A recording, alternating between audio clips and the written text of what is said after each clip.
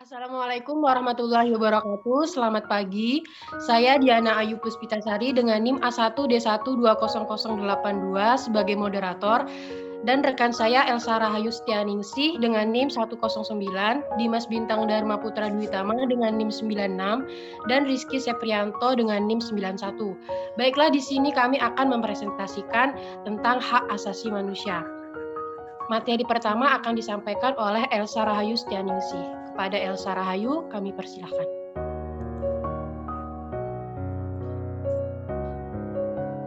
Pengertian HAM. Secara umum, HAM adalah hak-hak dasar yang dimiliki setiap manusia yang dibawa sejak lahir sebagai anugerah Tuhan Yang Maha Esa dan berlaku kapanpun, dimanapun, dan kepada siapapun. Pengertian HAM menurut beberapa ahli, yaitu yang pertama menurut A.J.M. Milne, HAM adalah hak yang dimiliki oleh semua umat manusia di segala masa dan di segala tempat keanekaragamannya sebagai manusia. Yang kedua yaitu Austin Raney, HAM adalah ruang kebebasan individu yang dirumuskan secara jelas dalam konstitusi dan dijamin pelaksanaannya oleh pemerintah.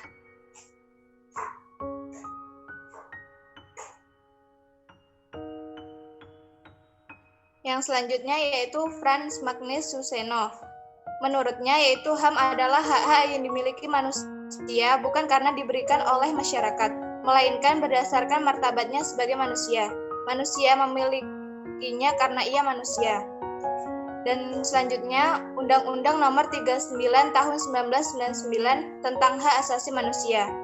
Hak asasi manusia adalah seperangkat hak yang melekat pada hakikat dan keberadaan manusia sebagai makhluk Tuhan Yang Maha Esa, dan merupakan anugerahnya yang wajib dihormati, dijunjung tinggi, dan dilindungi oleh negara, hukum, pemerintah, dan setiap orang demi kehormatan serta pelindungan harkat dan martabat manusia. Yang ketiga, ciri-ciri HAM. Yang pertama yaitu hakikat. Maksud dari hak asasi manusia bersifat hakiki ialah bahwa hak manusia telah ada sejak lahir, bahkan masih dalam kandungan. Artinya, secara garis besar, HAM itu merupakan kodrat yang telah diberikan Tuhan untuk manusia. Yang kedua yaitu universal. Universal sendiri berarti menyeluruh dan berlaku di setiap negara tanpa terkecuali, sehingga hak asasi tidak terbatas oleh tempat, ruang, dan waktu. Dimanapun manusia berada, HAM harus dihormati dan dijunjung tinggi. Yang ketiga, tidak dapat dicabut. Artinya, hak asasi akan terus ada dan melekat dalam diri manusia, tidak dapat dihilangkan atau diambil secara sepihak. Yang keempat, tidak dapat dibagi. Berarti, hak asasi harus didapatkan oleh setiap orang secara utuh, seperti hak sipil, hak berpolitik, hak pribadi, dan lainnya.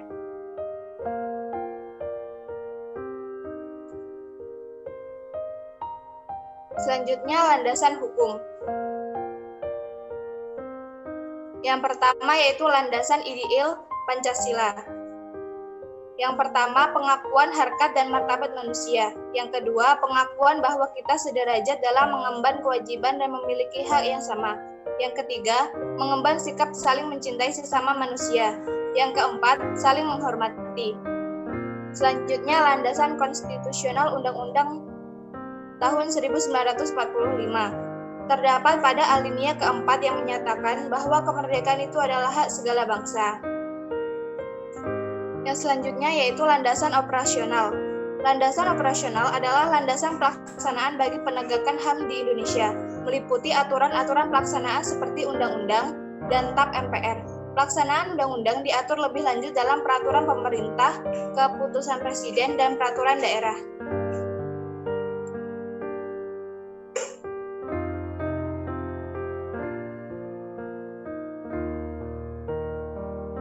Selanjutnya, sejarah singkat HAM. Penegakan HAM dimulai dari Kaisar Hammurabi 2500 sampai dengan 1000 sebelum Masehi. 1215 ditanda tangani perjanjian Magna Carta antara Raja John dari Inggris dan sejumlah bangsawan. 1929 lahir Petition of Right masa pemerintahan Charles I di Inggris. 1979 lahir Habeas Corpus Act masa pemerintahan Charles II di Inggris. 1989 lahir Bill of Rights, masa pemerintahan Willem III di Inggris. 1776 lahir Declaration of Independence. 1789 lahir Declaration des Droits de l'Homme et du Citoyen di Prancis. 1918 Right of Determination, naskah yang diusulkan Presiden Woodrow W. Wilson. 1941 Atlantic Charter dipelopori oleh Franklin Roosevelt. Perkembangan secara resmi diakui pada Deklarasi Universal HAM yang diterima PBB 10 Desember 1948. 1966 Covenant of Human Rights.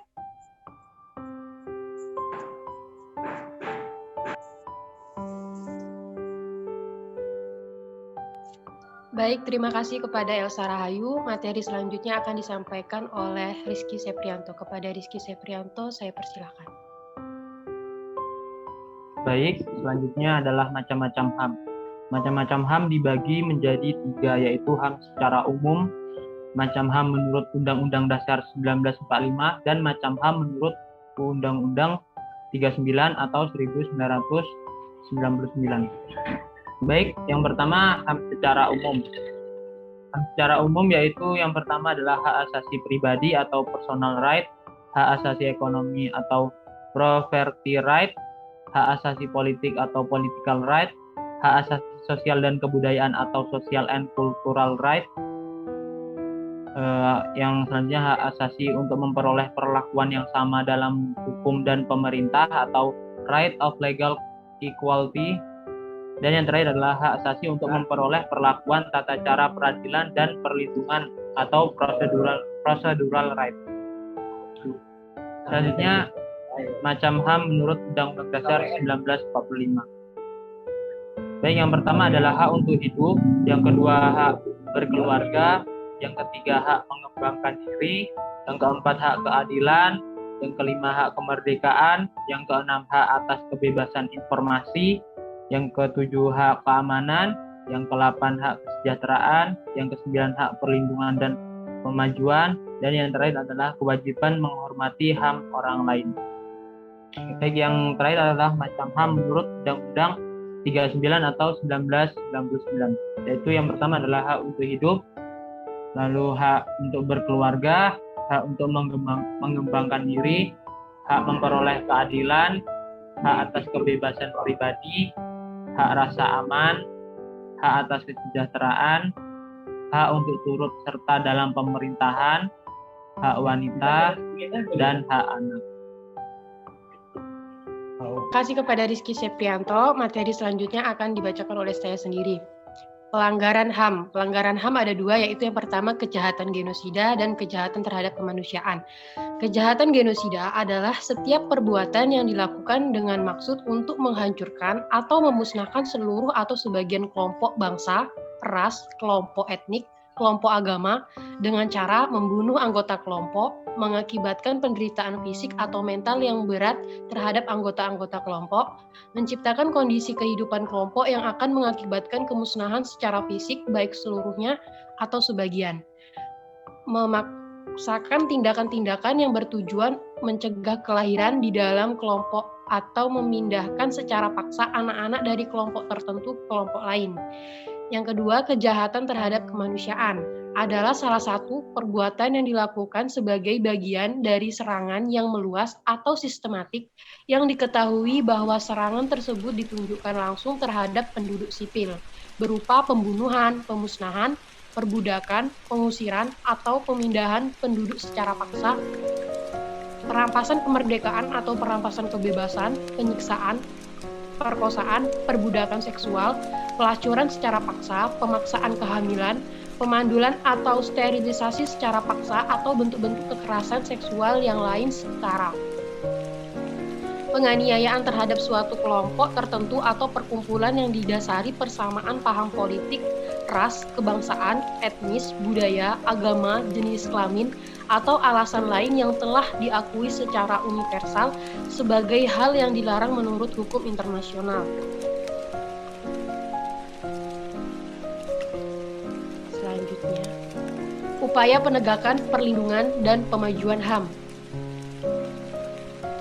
Ada dua cara, yaitu yang pertama pencegahan atau preventif, yaitu dengan cara dibuatnya perundang-undangan HAM yang semakin lengkap, dibuatnya lembaga-lembaga pemantau dan pengawas HAM, sosialisasi HAM kepada masyarakat.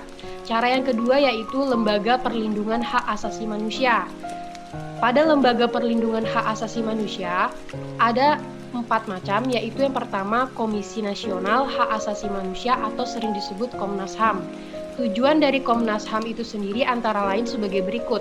Yang pertama, mengembangkan kondisi yang baik atau kondusif bagi pelaksanaan hak asasi manusia sesuai dengan Pancasila, Undang-Undang Dasar 1945, Piagam Perserikatan Bangsa-Bangsa,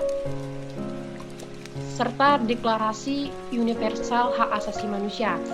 Yang kedua, meningkatkan perlindungan dan penegakan hak asasi manusia dan mengembangkan pribadi manusia seutuhnya serta menumbuhkan kemampuan berpartisipasi dalam berbagai bidang kehidupan. Kedua, yaitu Komisi Perlindungan Anak Indonesia. Komisi Perlindungan Anak Indonesia mempunyai tugas pokok, yaitu yang pertama melakukan sosialisasi seluruh ketentuan peraturan perundang-undangan yang berkaitan dengan perlindungan anak kepada berbagai pihak, orang tua, pemerintah, masyarakat, dunia usaha, dan kelompok profesi, serta pemuka masyarakat. Yang kedua, melakukan pengumpulan data dan informasi, menerima pengaduan masyarakat tentang berbagai kasus pelanggaran hak-hak anak. Yang ketiga, melakukan pemantauan, evaluasi, dan pengawasan terhadap penyelenggaraan perlindungan anak oleh berbagai pihak, perseorangan, pemerintah, atau masyarakat. Yang keempat, membuat dan menyampaikan laporan, saran, masukan, dan pertimbangan kepada Presiden dalam rangka perlindungan anak untuk kepentingan nasional maupun kemanusiaan. Lalu yang ketiga, Komnas Perempuan. Tujuan dari Komnas Perempuan itu sendiri yaitu yang pertama, mengembangkan kondisi yang kondusif bagi penghapusan segala bentuk kekerasan terhadap perempuan dan penegakan hak-hak asasi manusia perempuan di Indonesia. Yang kedua, meningkatkan upaya pencegahan dan penanggulangan segala bentuk kekerasan terhadap perempuan dan perlindungan hak-hak asasi perempuan. Keempat, pengadilan HAM. Kewenangan pengadilan HAM yaitu yang pertama, mengadili dan memutuskan perkara HAM yang berat. Kedua, memeriksa dan memutus perkara HAM berat yang dilakukan di batas teritorial wilayah negara Republik Indonesia oleh warga negara Indonesia. Yang ketiga, pengadilan HAM tidak berwenang memeriksa dan memutus perkara pelanggaran HAM berat yang dilakukan oleh seseorang yang berumur di bawah 18 tahun saat kejahatan dilakukan.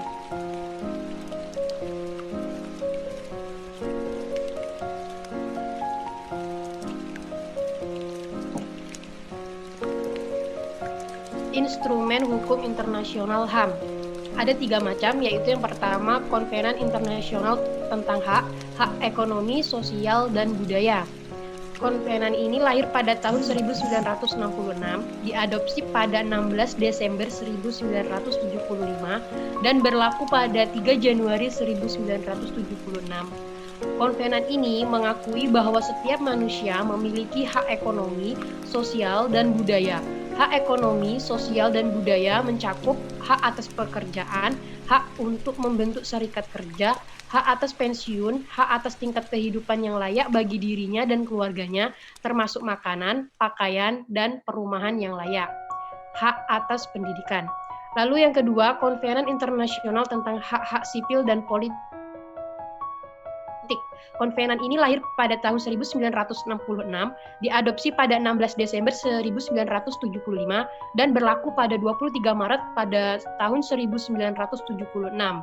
Hak-hak sipil dan politik yang dijamin dalam konvenan ini yaitu hak atas hidup, hak atas kebebasan dan keamanan diri, hak atas keamanan di muka badan-badan peradilan, hak atas kebebasan berpikir, mempunyai keyakinan dan beragama, hak berpendapat tanpa mengalami gangguan, hak atas kebebasan berkumpul secara damai, hak untuk berserikat. Kemudian yang ketiga, protokol opsional pada Konvenan Internasional Hak-Hak Sipil dan Politik. Protokol opsional ini diadopsi pada 16 Desember 1975 dan berlaku pada 23 Maret 1976. Protokol opsional atau pilihan berisikan pemberian tugas-tugas pada Komisi Hak-Hak Manusia. Kemudian yang ketiga, protokol opsional pada Konvenen Internasional Hak-Hak Sipil dan Politik. Protokol opsional ini diadopsi pada 16 Desember 1975 dan berlaku pada 23 Maret 1976. Protokol opsional atau pilihan berisikan pemberian tugas pada Komisi Hak-Hak Asasi Manusia untuk menerima dan mempertimbangkan pengaduan dari individu-individu warga dalam wilayah kekuasaan negara peserta konvenen yang menjadi peserta protokol, yang mengaku telah menjadi korban pelanggaran terhadap salah satu hak yang dikemukakan dalam konvenan hak-hak sipil dan politik. Pengaduan itu dapat diajukan secara tertulis kepada Komisi Hak Asasi Manusia setelah semua upaya domestik dalam negara warga yang bersangkutan yang tersedia telah ditempuhnya, tetapi tidak menampakkan hasil. Protokol opsional kedua terhadap Konvenen Internasional tentang Hak-Hak Sipil dan Politik dengan tujuan penghapusan hukuman mati. Konvensi Internasional Penghapusan Semua Bentuk Diskriminasi Terhadap Perempuan, Konvensi Internasional Penghapusan Terhadap Semua Bentuk Diskriminasi Rasial, dan Konvensi Hak-Hak Anak. Baik, materi selanjutnya akan disampaikan oleh Dimas Bintang Dharma Putra Dwitama. Kepada Dimas Bintang, saya persilahkan. Baiklah, selanjutnya adalah kasus-kasus pelanggaran dalam hak asasi manusia. Yang pertama adalah kasus terbunuhnya Marsina. Marsina adalah seorang karyawati PT Catur Putra Surya yang aktif dalam unjuk rasa buruh. Keterlibatan Marsina dalam aksi unjuk rasa tersebut ada antara lain terlibat dalam rapat yang membahas rencana unjuk rasa pada 2 Mei 1993 di Tulungagung, Sidoarjo. Dan beliau diduga sebagai provokator oleh pemerintah dan terbunuh pada 8 Mei 1993. Selanjutnya, operasi militer Indonesia di Aceh pada tahun 1990 sampai dengan 1998 atau disebut juga dengan Operasi Jaring Merah adalah operasi kontra pemberontakan yang diluncurkan pada 1990-an sampai 22 Agustus 1998 melawan gerakan separatis Gerakan Aceh Merdeka. Lalu selanjutnya, tragedi Trisakti, yaitu peristiwa penembakan pada 12 Mei 1998 terhadap mahasiswa pada saat demonstrasi menuntut lengsernya Soeharto dari jabatannya. Kejadian ini menewaskan 4 mahasiswa Universitas Trisakti di Jakarta, Indonesia, serta puluhan jiwa luka lainnya. Lalu selanjutnya, kerusuhan Poso pada 25 Desember 1998 sampai dengan 20 Desember 2001. Konflik komunal Poso atau yang dalam bahasa Inggris Poso Communal Conflict adalah sebutan bagi serangkaian kerusuhan yang terjadi di Poso, Sulawesi Tengah, Indonesia. Peristiwa ini melibatkan kelompok Muslim dan Kristen. Kerusuhan ini terbagi menjadi beberapa kelompok. Kerusuhan ini umumnya terbagi menjadi beberapa fase. Fase pertama berlangsung pada bulan Desember 1998, kemudian berlanjut pada April tahun 2000, dan terbesar terjadi pada Mei hingga Juni 2000. Selanjutnya, peristiwa Tanjung Priok adalah peristiwa kerusuhan yang terjadi pada 12 September 1984 di Tanjung Priok, Jakarta, yang mengakibatkan sejumlah korban tewas dan luka-luka, serta sejumlah gedung rusak terbakar. Sekelompok massa melakukan defile sambil merusak sejumlah gedung dan akhirnya bentrok dengan aparat yang kemudian menembaki mereka. Sedikitnya 9 orang tewas terbakar dalam kerusuhan tersebut dan 24 orang tewas oleh tindakan aparat. Selanjutnya, peran masyarakat dan pemerintah dalam menegakkan HAM serta peran masyarakat. Pertama, peran masyarakat. Yang pertama adalah tidak main hakim sendiri. Selanjutnya, menghargai kebebasan memeluk agama sesuai kehendak hatinya, melaporkan tindak pelanggaran HAM, memperlakukan pelaku kriminal sesuai prosedur, menghargai pendapat orang lain, tidak menutup-nutupi kasus pelanggaran HAM, serta saling memberi kesempatan beribadah bagi orang lain. Selanjutnya, peran pemerintah yang pertama adalah memberikan pelayanan hukum yang cepat, mudah, dan adil. Lalu, memberi keleluasaan bergerak bagi LBH dan juga lembaga lain. Selanjutnya, menetapkan perundang-undangan HAM dengan sanksi yang tegas, menindak tegas pelaku pelanggaran hak asasi manusia secara adil, serta memberikan penyuluhan pada masyarakat umum. Hambatan-hambatan dalam upaya penegakan HAM. Yang pertama adalah masih lemahnya penegakan hukum di Indonesia. Lalu, masih rendahnya kesadaran hukum dan kesadaran kemanusiaan masyarakat Indonesia terhadap pentingnya hak asasi manusia. Masih rendahnya kesadaran politik pemerintah, serta kesadaran masyarakat akan hak dan kewajiban sebagai warga negara yang memiliki HAM dan KAM. Adanya stereotip masyarakat Indonesia yang menganggap penegakan HAM dapat mengakibatkan disintegrasi bangsa. Terima kasih. Baik, terima kasih. Cukup sekian pemaparan materi dari kelompok kami. Semoga dapat dipengerti. Saya akhiri. Wassalamualaikum warahmatullahi wabarakatuh. Waalaikumsalam Waalaikumsalam warahmatullahi wabarakatuh. warahmatullahi wabarakatuh.